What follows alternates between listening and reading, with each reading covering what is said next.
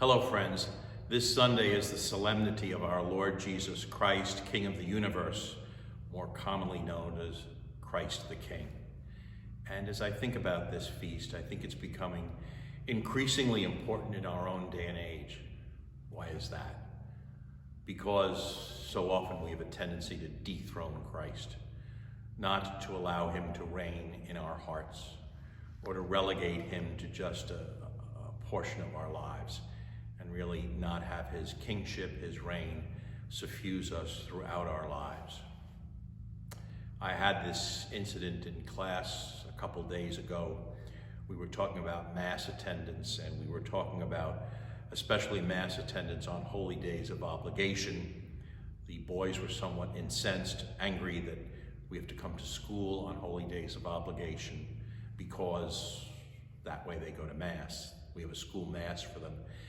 And I asked, well, would you go to Mass if you were not in school, if it were a day off? And almost all of them said no.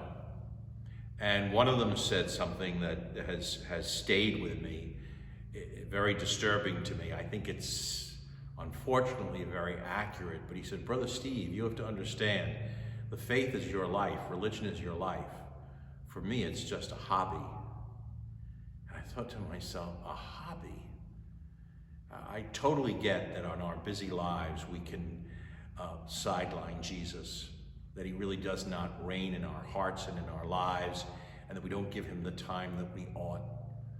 But a hobby. So I think on this feast of Christ the King that's approaching, I think all of us, me included, can start to think about, how can I make sure that Christ reigns in my heart and more of my heart? How can I make sure that he is king of my life and in more of my life? There are so many things that crowd Jesus out. How can I begin to reduce those things that crowd Jesus out so that Jesus reigns through all and all? Or how can I make sure that all the many busy things that I do, all the many things that we all do, that all of them have within them our reverence and love for Jesus Christ, King of the universe. God bless. Thanks so much for watching.